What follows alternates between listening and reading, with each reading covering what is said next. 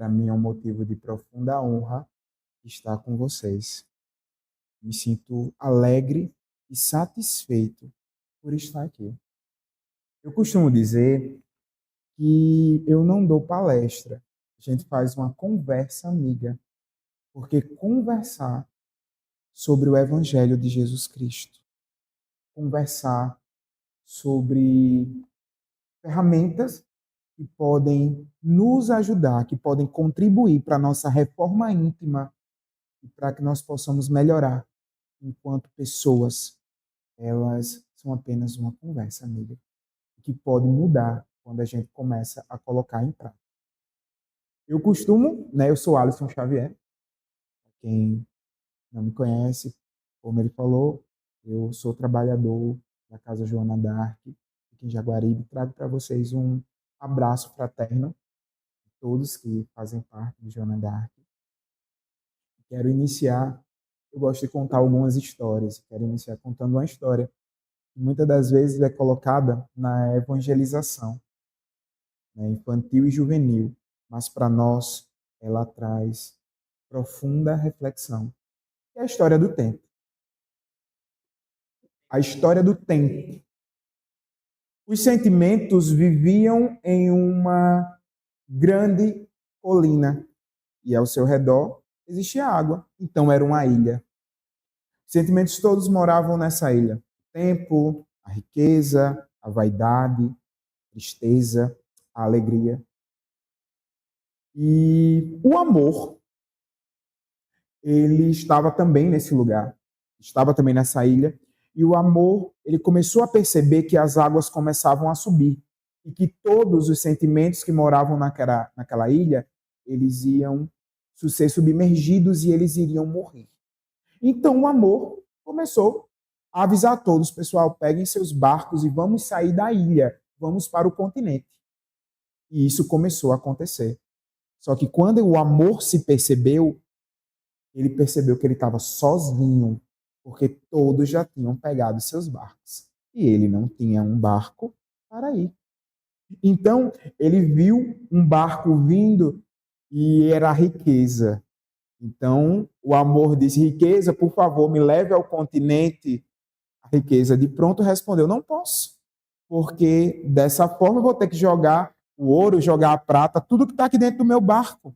Como é que eu vou levar você? E seguir o seu caminho. Logo após vinha a vaidade, e ele começou a acenar: vaidade, me leve. A vaidade responde: não posso, porque você vai sujar o meu barco. E continuou seguindo. A tristeza nem percebeu, porque ela estava chorando copiosamente, ela nem percebeu os acenos e continuou seguindo. A alegria, ela estava tão eufórica também, que também não deu percepção ao amor. De longe vinha um senhor remando devagar e disse: amor, o que você precisa? Preciso que alguém me leve para o outro lado. E de pronto, o amor entra no barco e segue. Ao chegar no continente, ele encontra a sabedoria. E sabedoria, fui salvo, deu tudo certo, mas eu esqueci de perguntar qual era o nome do Senhor que me transportou da ilha para o continente. E a sabedoria responde: foi o tempo. Apenas o tempo, ele traz a compreensão do que de verdade é o amor. Apenas o tempo, ele transporta o amor, a maturidade. Muitas das vezes o que a gente acredita ser o verdadeiro amor não é. E a gente só consegue perceber isso com o decorrer do tempo.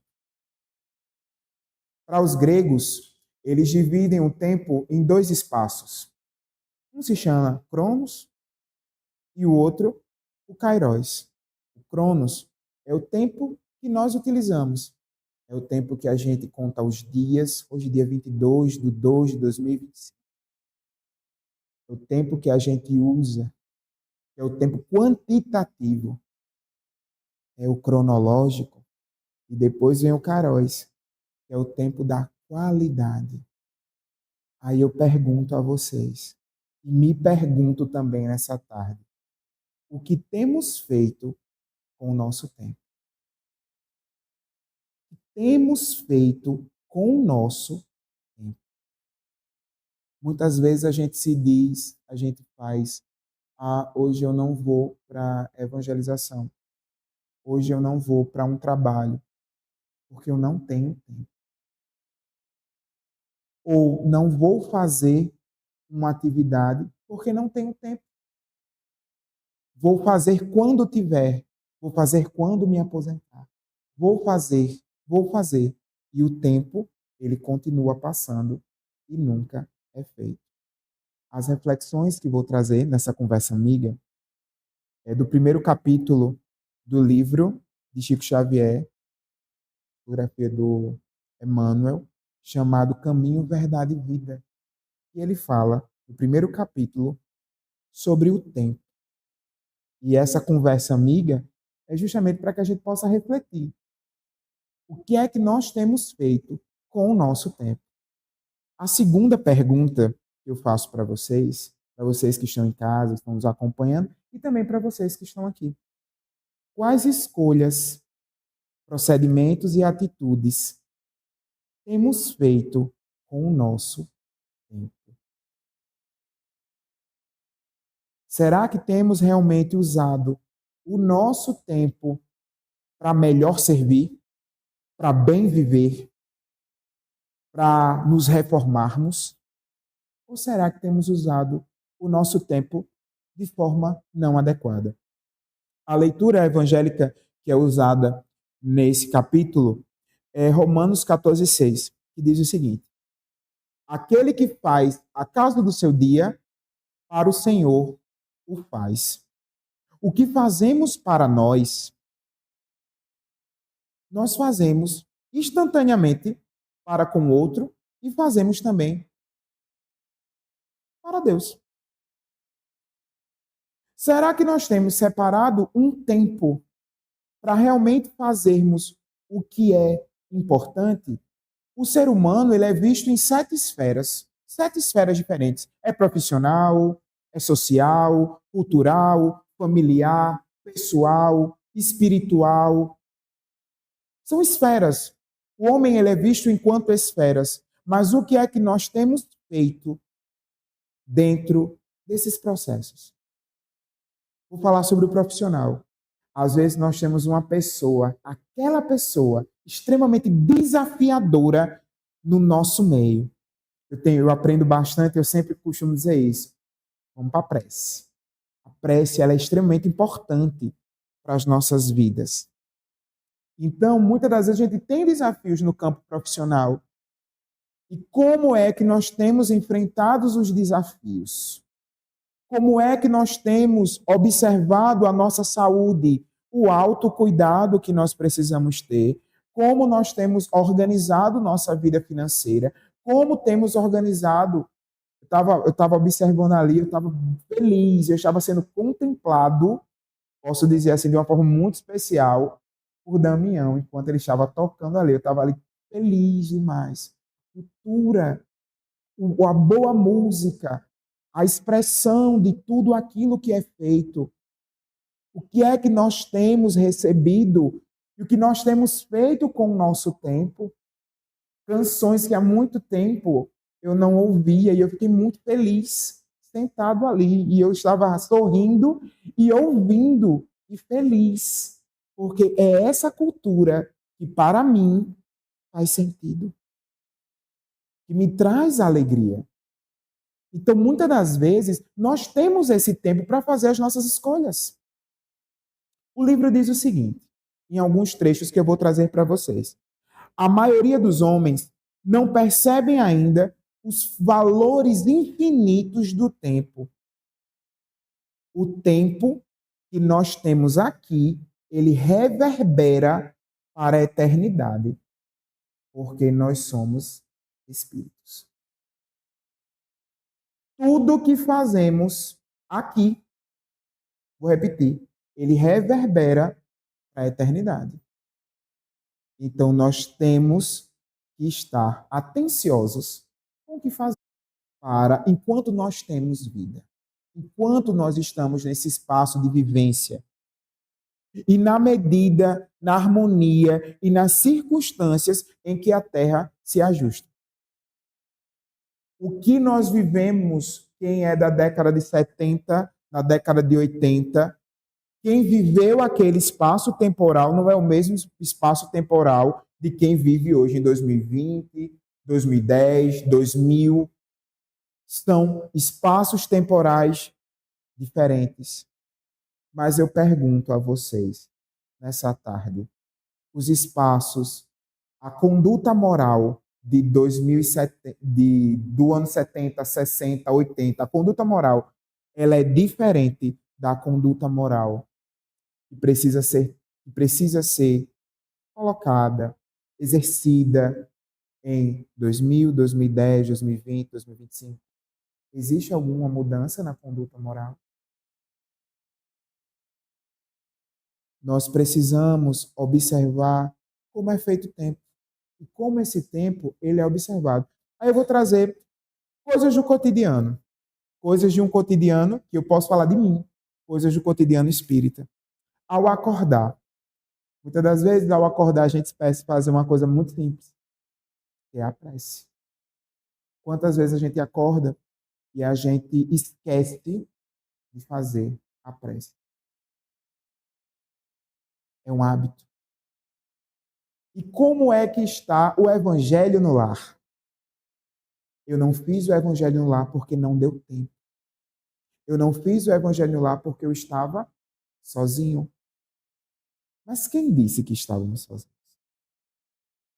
Muitas das vezes nós não fazemos coisas que são simples, o bem, toda a caridade que a gente expressa para com o outro, será que temos feito para conosco mesmo? Que tempo nós temos tirado para as boas leituras, para a boa música, para o estudo, para o aperfeiçoamento? No decorrer desses dias, muitas pessoas perguntam: indique um livro para que eu possa ler. E eu costumo dizer que os livros que eu não indico, porque são os livros diários que a gente precisa ler, é o Evangelho, o Livro dos Espíritos, a Gênese. A obra kardeciana, ela é uma obra que precisa ser lida sempre. É algo que deve ser colocada na nossa vida no dia a dia. Porque quando temos dúvida, temos uma fé rediviva, nós temos que ir para os livros. A gente precisa estudar. E mais do que isso, praticar na nossa vivência diária. O bem, ele é a medida daquilo que podemos fazer. Isso é um fato. Então, quando somos colocados dentro de uma situação que necessitamos exercer o bem, a gente faz na medida que a gente pode. Do mesmo jeito, quando muitas vezes é perguntado o que é a caridade? Como exercer a caridade? Né? A gente fala sobre indulgência, mas o que é indulgência? Assim, essa busca, esse tempo que nós não gastamos, mas nós dedicamos ao conhecimento. Isso é o que faz a diferença. Quando diz que a criação universal é um patrimônio comum, é comum para todos. Todos têm as mesmas possibilidades, mas não na mesma medida. Porque existe uma diferença entre coisas iguais, muitas das vezes, e a equidade. Nós vivemos num mundo de equidade. Nós precisamos, a cada um esforço diferente, porque nós, nesse processo de reforma íntima, que sempre estamos em constante movimento a fazer, cada um precisa ajustar um caminho diferente no seu ser. Ao longo do texto, ele continua dizendo que é lógico que todo homem, com o tempo, se ele estiver na luz, ou se ele estiver sem equilíbrio, sem trabalho, sem saúde, ele começa a perceber o tempo de uma forma diferente. A uma pessoa que está saudável, o tempo ele passa de uma forma extremamente rápida. E muitas das vezes as pessoas elas não observam o tempo, as nuances. Mas para uma pessoa que está prestes a fazer uma cirurgia, cada segundo é importante. Para uma pessoa que está a caminho do hospital para fazer um procedimento, cada segundo, cada sinal que ela para no carro, a entrada, o clima do ambiente, o sentar na maca, o ir para o procedimento, cada momento é extremamente importante. Mas será que nós temos observado esse tempo e esse movimento do tempo com a importância que ele precisa ter? Será que realmente nós temos observado o tempo ou estamos apenas passando pela vida? Porque muitas das vezes estamos passando pela vida e quando chega um determinado momento nós temos um insight. Será que realmente, aliás, o que eu fiz da minha vida? Um dia eu tinha 10 anos. Nesse momento eu estava ainda com os cadernos abertos, cheirando a bolsa nova que eu tinha ganhado. Olhando, eita, eu vou fazer essa atividade, eu vou fazer isso, eu vou fazer aquilo. Um dia desses, hoje eu estou aqui. Eu faço isso com os livros. Quando eu compro um livro que eu quero muito ler, eu ainda faço isso.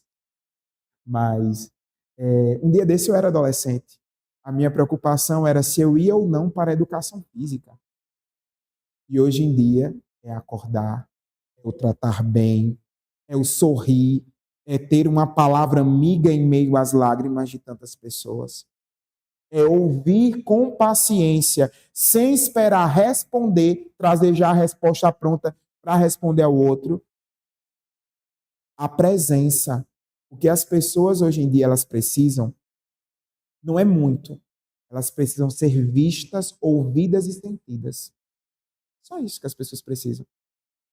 Quando você recebe a ameaça de ter uma pergunta, vou fazer uma pergunta a você, automaticamente seu cérebro ele já te deixa pronto para responder. Às vezes você nem ouve qual é a pergunta. Você já começa a elaborar, criar na sua cabeça a forma de responder. E isso não é presença. Muitas das vezes, a caridade que as pessoas tanto necessitam é serem ouvidas. É um aperto de mão, é dizer, seja bem-vindo. Que bom que você está aqui ouvindo isso.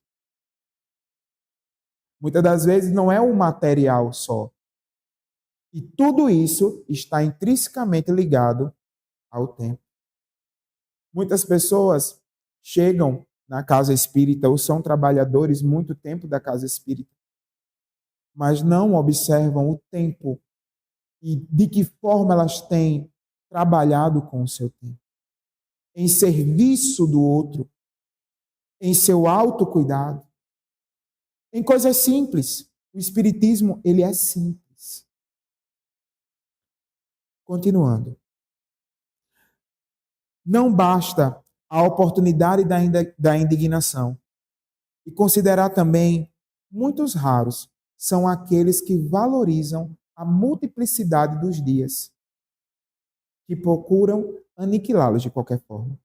A velha expressão popular que diz matar o tempo reflete a inconsciência vulgar neste sentido. Nos mais obscuros recantos da terra, há criaturas exterminando as possibilidades sagradas. No entanto, um dia de paz, harmonia, iluminação é muito importante no concurso humano, na execução das leis divinas. Os desafios do aperfeiçoamento, eles devem vir a partir, muitas das vezes, sabe do quê? Da gratidão. A gente vive lógico que a gente não está fora desse planeta, a gente vive num planeta e muitas das vezes as pessoas elas esquecem de agradecer coisas simples.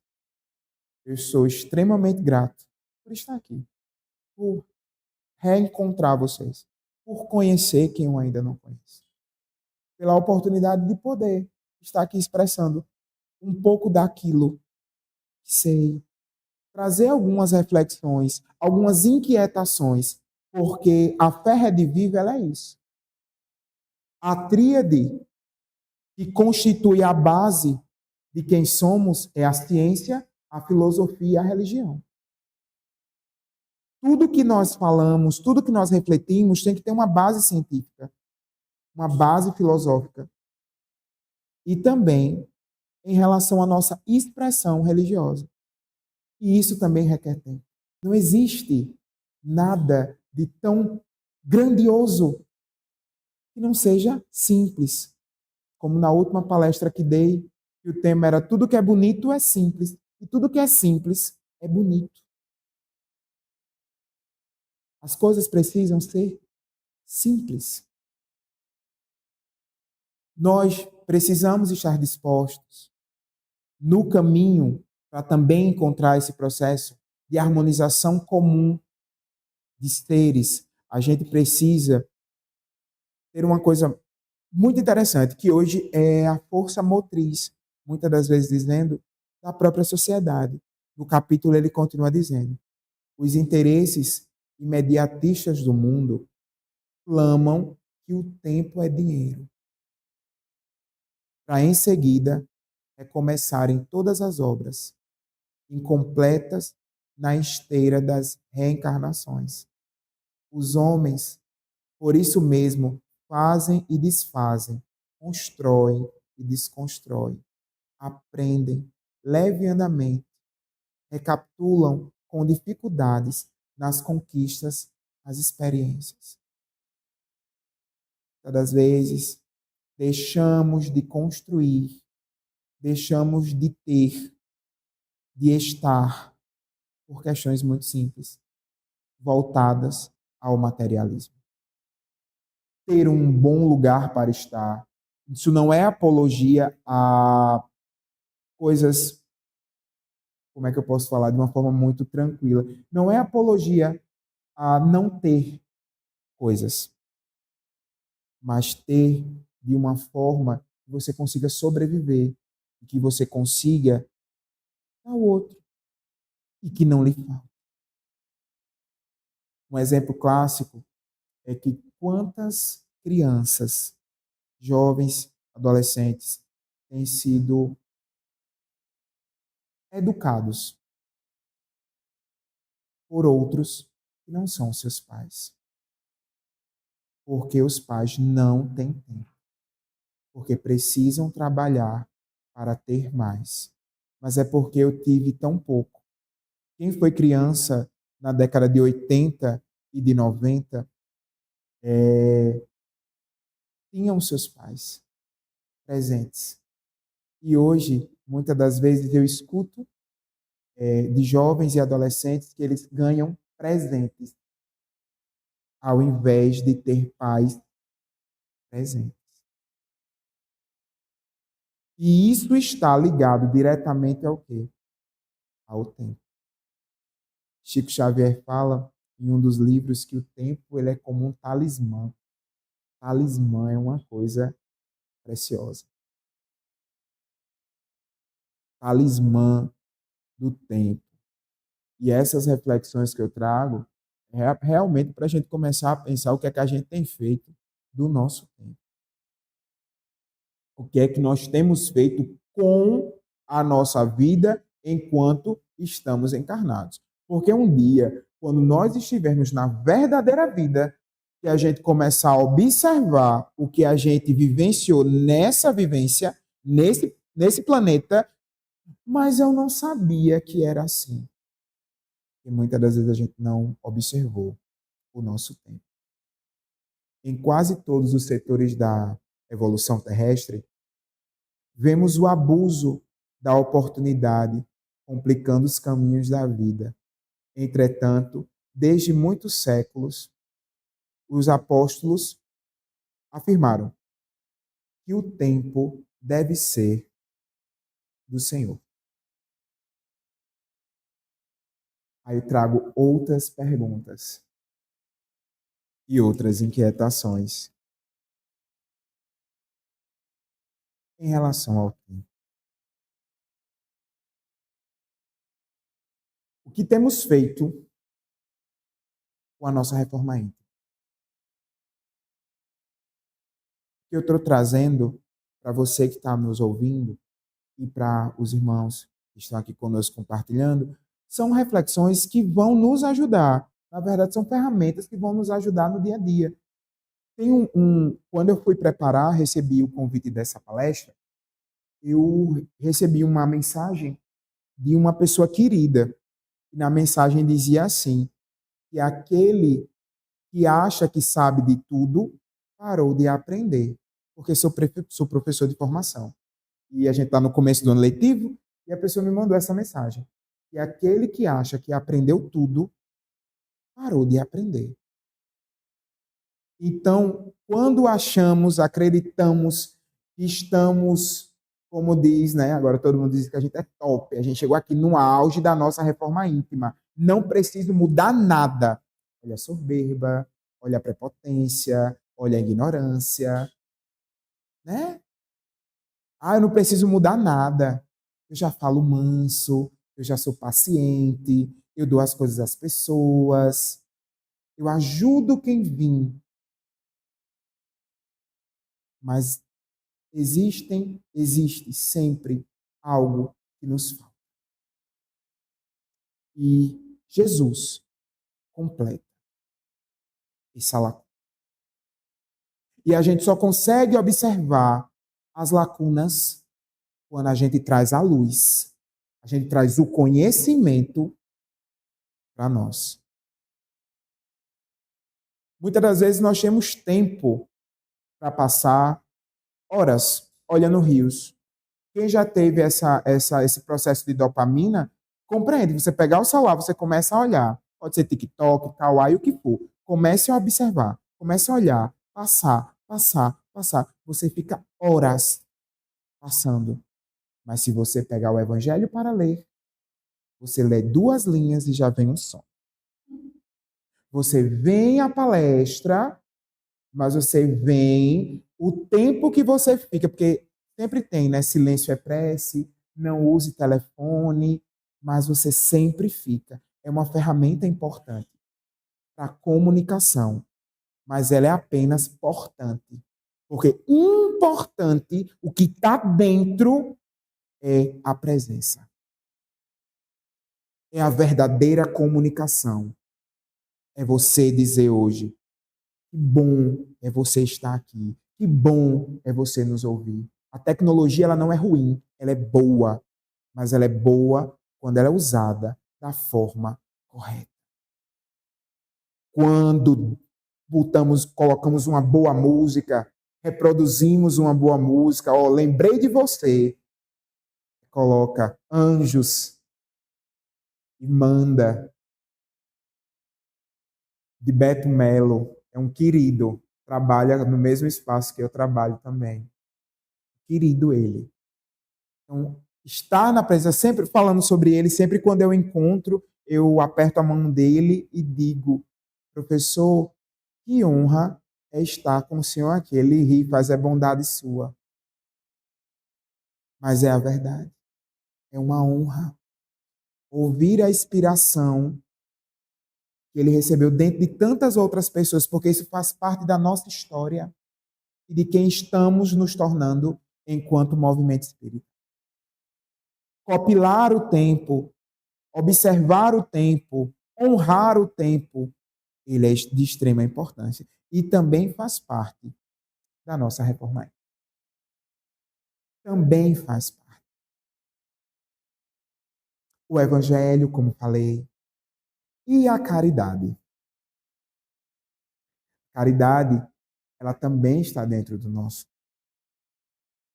A caridade é quando você está pronto para sair de casa, organizou tudo, botou o café, estou saindo, o filho derruba o copo de achocolatado, de café na mesa, e você respira e você diz: eu te amo, vamos limpar juntos, porque você está educando, ensinando, ou simplesmente, eu não acredito, na hora que eu estou saindo, como é que eu vou fazer isso?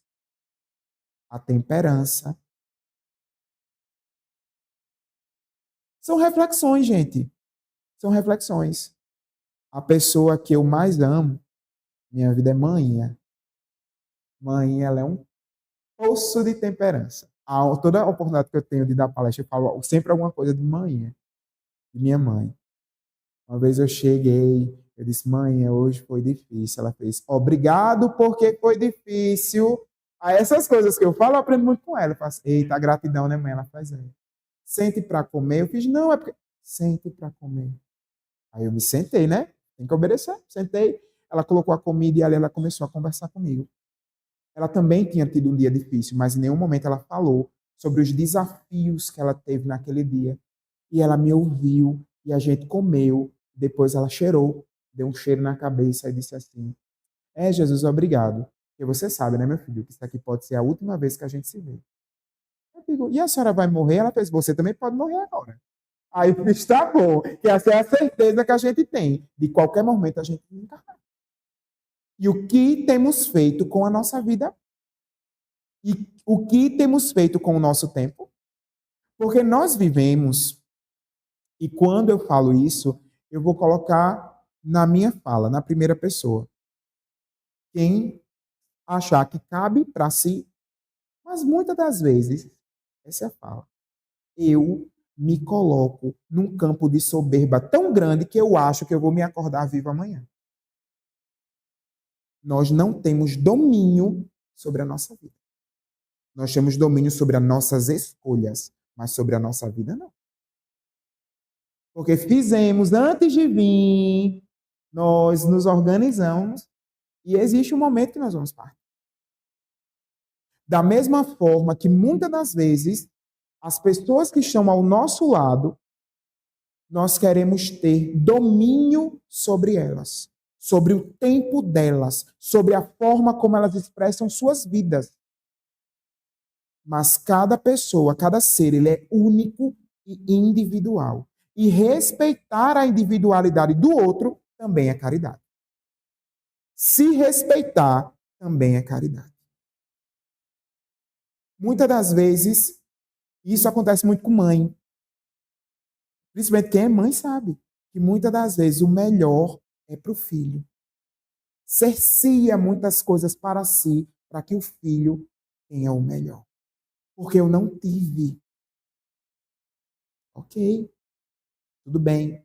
É importante motivar o outro a se tornar melhor. Mas quando isso começa a trazer dificuldades para você, porque uma pessoa forte, ela tem que criar outra pessoa forte, uma pessoa de caráter, com uma conduta e uma idoneidade. Mas muitas das vezes uma pessoa forte cria uma pessoa fraca. Porque tudo é lhe dado nas mãos. Tudo é feito por ele ou para ela. Então, isso não é caridade. Fazer pelo outro aquilo que ele pode fazer não é caridade. Mas contribuir, ajudar, fortalecer e transformar essa pessoa, esse ser, em uma pessoa forte, para que no futuro ela transforme outras pessoas. Traga fortaleza a outras pessoas. Passamos por diversas situações, quando isso eu falo sobre mim. E com paciência, com caridade, com paz, com leveza, a gente vai seguindo. Porque eu fui criado por uma mulher forte e por um homem forte. E se tinha que ir para o sol, eu lembro quando eu estudava, eles diziam assim: você vai estudar numa escola particular, mas você vai de ônibus. Eu ia de ônibus. Você vai andando, você volta andando. Se é autônomo, você vai conseguir. Tinham condições de pagar um carro? Tinha, gente. Tinha condições de pagar um carro para me deixar e me levar. Mas não, você vai estudar particular, mas você vai de ônibus. Você precisa aprender a ter autonomia. Eu, com 11 anos, eu já andava de ônibus. Sabe? Passei na universidade, muito cedo fui para a universidade e eu era ainda de menor. E eu cheguei, mãe, eu não vou conseguir, porque eu preciso que a senhora vá para poder assinar um termo, um documento, porque eu sou de menor. Ela foi, mas na volta ela fez. Eu sei quem eu criei. Eu não preciso que ninguém diga aqui é assim, aqui é assado, faça dessa forma, porque eu confio na criação que eu dei.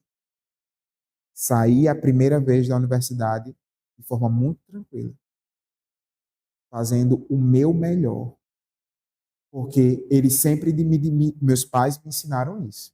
E isso foi a caridade que eles fizeram por mim.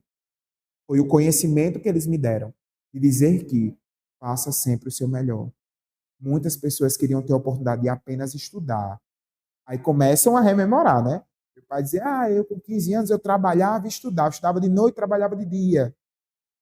E muitas das vezes a gente ouve isso, mas porque isso é uma história de pessoas que só querem contar histórias. Mas não, é a realidade de muitas pessoas que formaram pessoas fortes e que hoje estão reverberando em outras pessoas fortes. E isso também é caridade. Refletir sobre isso também é caridade.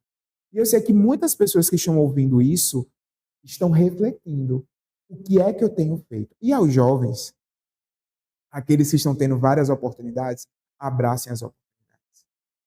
Vejam os mecanismos de tecnologia que você tem visto, que você tem recebido, os cursos que você tem feito, abracem, tenham essas oportunidades, leiam, busquem, façam de novo, tudo novo.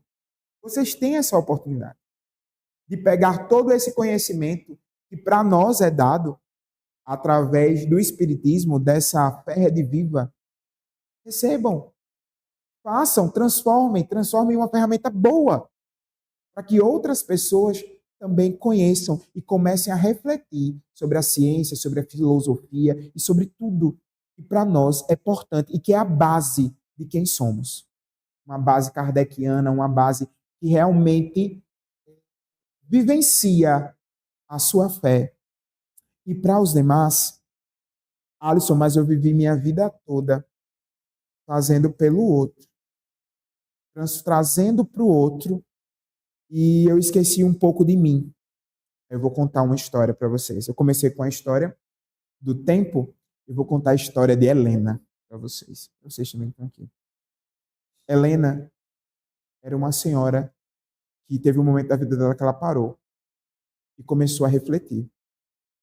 Ela foi se olhar no espelho e ela se viu uma senhora alta, os cabelos brancos, a pele enrugada, com seu vestido florido.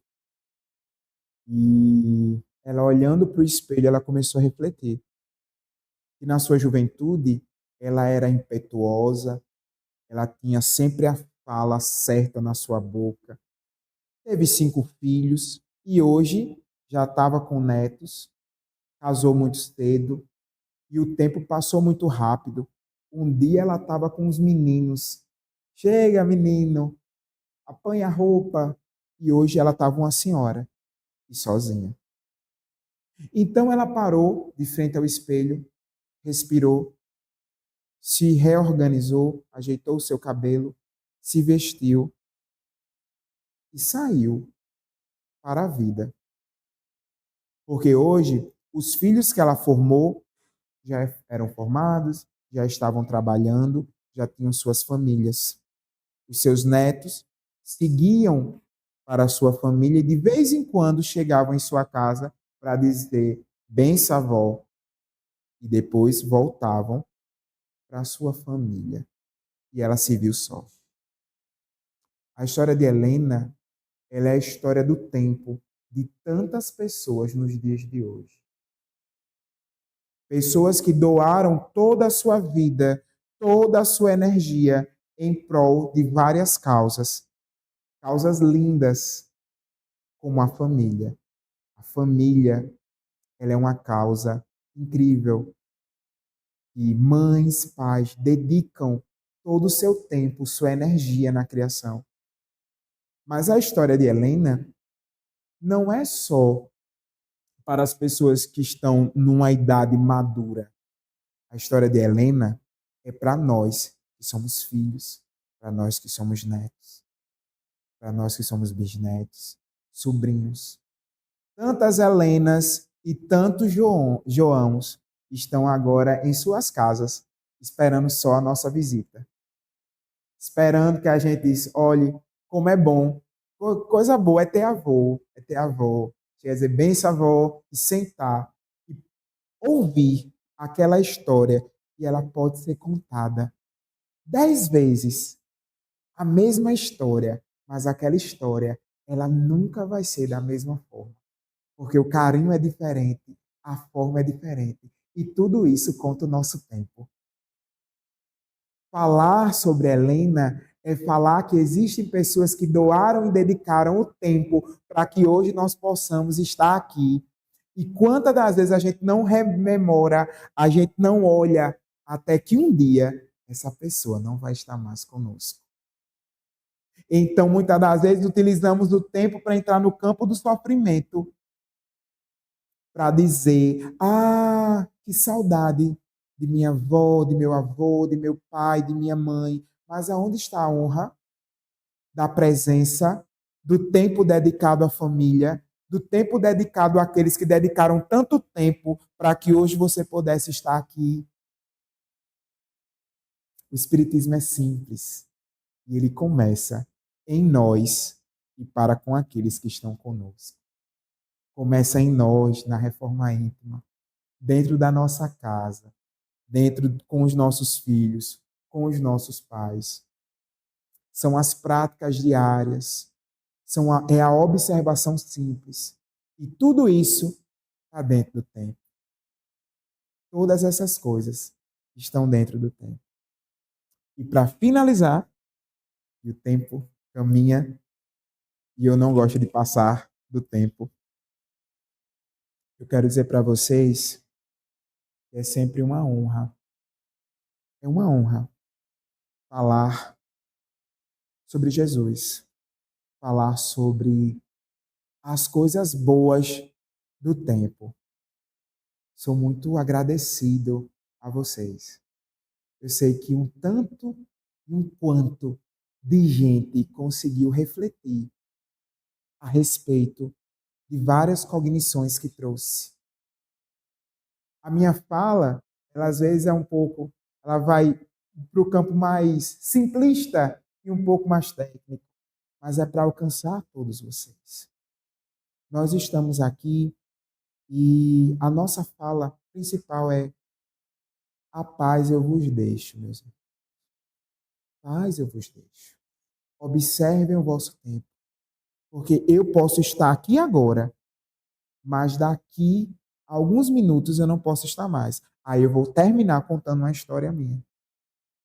Uma querida que trabalhava comigo, todos os dias não, mas em uma determinada época do ano, ela chegava com uma fruta chamada sapota.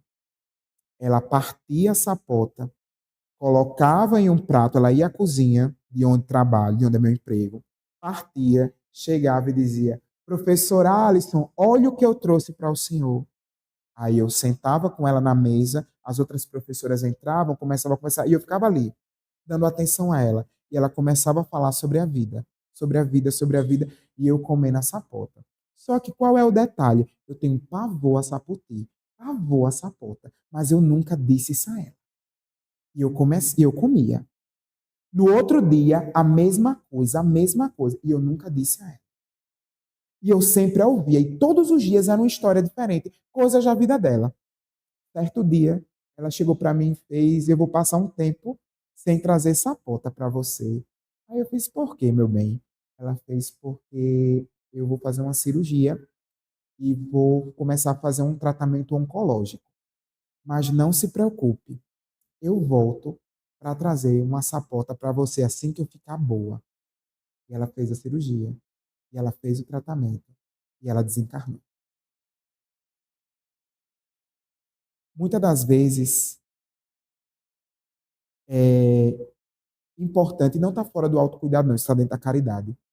Às vezes é importante a gente comer uma sapota com alguém, mesmo sem gostar, mas que valorize o outro. eu sei que hoje, na verdadeira pátria, onde ela está recebendo bastante luz e cuidado. Fez 1 ano de seu falecimento. E ela era uma querida, uma querida, uma querida. Ela tinha uma luz que era apenas dela, era algo dela. E quando ela trazia a fruta para mim, era porque ela queria atenção. Ela queria conversar comigo. Porque muitas das vezes a gente está ao redor de muitas pessoas, mas a gente não está tendo a atenção que a gente precisa ter. Por isso, a paz eu vos deixo e um bom sábado para vocês, um excelente fim de semana.